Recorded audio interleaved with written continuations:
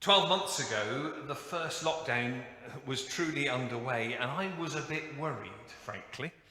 Overnight, it seemed, some of our most important income streams had dried up, and our charity shop was closed, the Pallant Centre was shut, the Playhouse Cafe sadly ceased trading, and there were no collections in church. I was worried. I was worried that our parish finances were about to come under sustained attack. Well, do you know, thankfully, and I thank God for this, I need not have been so worried. Thanks to some amazing generosity by so many of you, and by our members and our friends more widely. Thanks also to the government system of supporting us through grants. We've managed to weather the storm so far. And in fact, we've made, as I shall show you in a minute, a surplus that will sustain us through the uncertainties that lie ahead. The love of money is indeed the root of all evil. But the effective use of money is essential for the building of the kingdom. So I want to just try to summarize for you the key points of our performance financially over the last year, with some figures from previous years for comparison. So here's the first of the slides I'd like to show you. It shows that the rising of our income over 3 years, from 2018 to 2020. As you can see, we have steadily built our income from our core membership, from you and those like you, by about £14,000 per year over 3 years, for which I praise God and I thank each and every one of you who have reviewed your giving and given so generously. Thank you to those who've committed to regular committed giving, especially over the last year. Whether you give 10p a week or 100 quid, every gift is precious, and every gift helps us to do more and be more as God's people in this place. But as I'm sure you're aware, stewardship and collections is only one of our main sources of income, as this next slide will show. This slide shows by percentage how all our income in 2020 is made up. You'll see that our income from stewardship and collections only makes up 24%, just under a quarter of the total cost of running the parish. Let's look briefly at some other of the main income streams that are on that slide. And just to give you a moment, you may not be able to see some of the small lines there. So what they're telling us is that 24% comes from stewardship and collections, 18% comes from big build donations. Down at the bottom, at about 6 o'clock, you can see 13%, which is from Pallant and church lettings. 20%, round at the sort of 8 o'clock segment, comes from government support in this last year. So 20% of our income for the year has come from government support. And then finally, all other income, and I'll explain what that is in a minute. But let's look at each of those in turn. The Big Build campaign was, not surprisingly, not quite as successful as it was in 2019. In 2019, you'll see £87,000 was raised through the Big Build campaign. Last year, it was 60,680. But considering that the pandemic prevented many of our normal fundraising events, £60,000 is still a tremendous total, and I am so grateful to everyone who has contributed to it. Similarly, our income from the Pallant Centre and church lettings were substantially hit by the pandemic, as one would expect. But thankfully, the lost income from the Pallant Centre and from the Big Build campaign were effectively offset by that government support that we've received, 20% of our income in 2020. But those are the major sources of generated income, as opposed to donations from members and friends. To all those income streams, we add some smaller amounts which come to us as all other sources of income. So here for you detail junkies, and you can, I no doubt some of you will go back and watch this on Facebook later so you can really understand it. But here for the detail junkies is a breakdown of the stuff we group under other income. Yeah, it's income from the Church Institute, which is the building that houses the Sue Ryder shop, the parish office, and a flat for accommodation. It comes from the shop. It comes from our other houses that we rent out.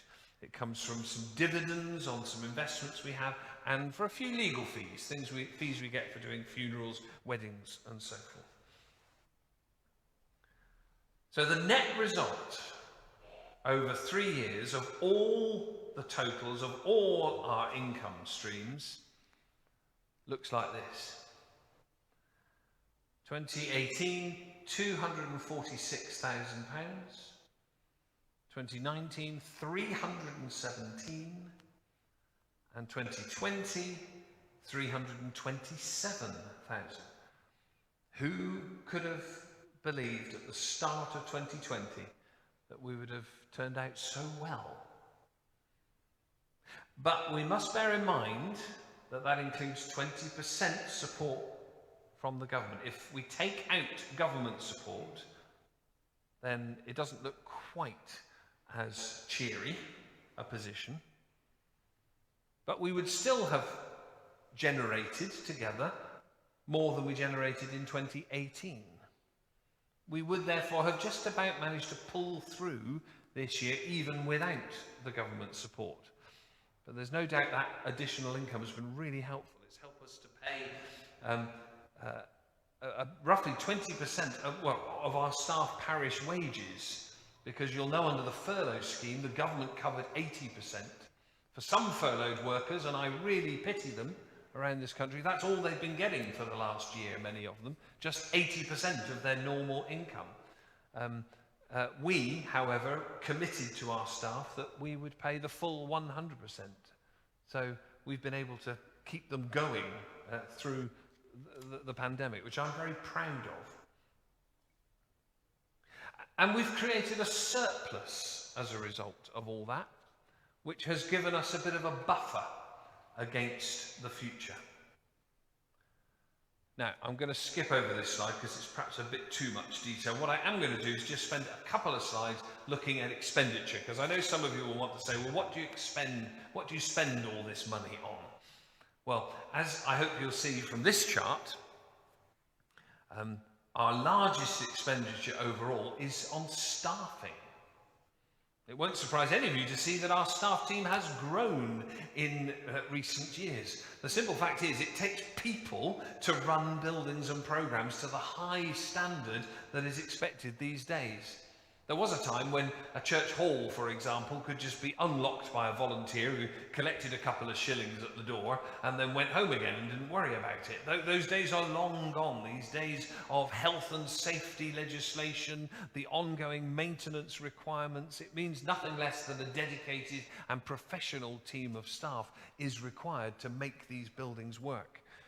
And they don't come much more dedicated and professional than our staff team. Let me tell you, they are an amazing bunch of people to whom we all owe a great debt. The other area of steadily rising income is our parish share. That's the first of these line graphs here.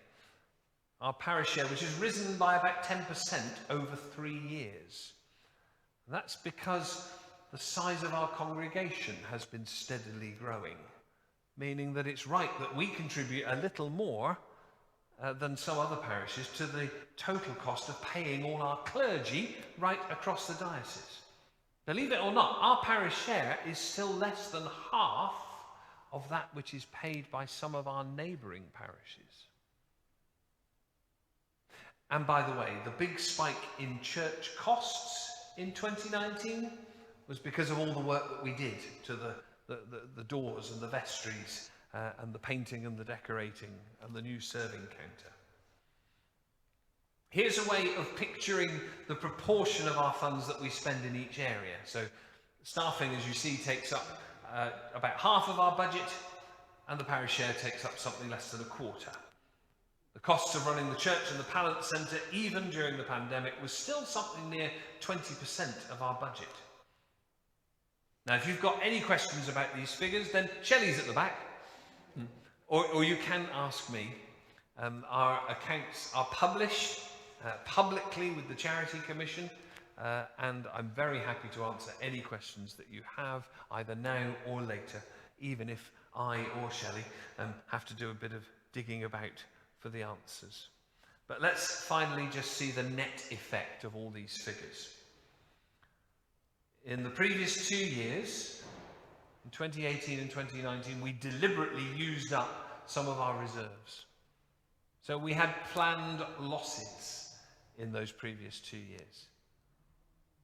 In 2020, thanks to all our generous donors, some belt tightening of our expenditure, and the government support that we've received, we've actually made a surplus of about £76,000 in 2020.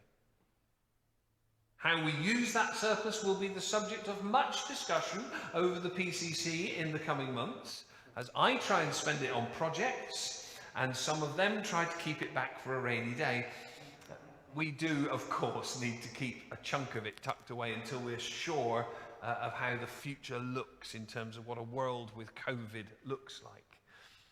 But there are lots of ways we can use those funds creatively in the future.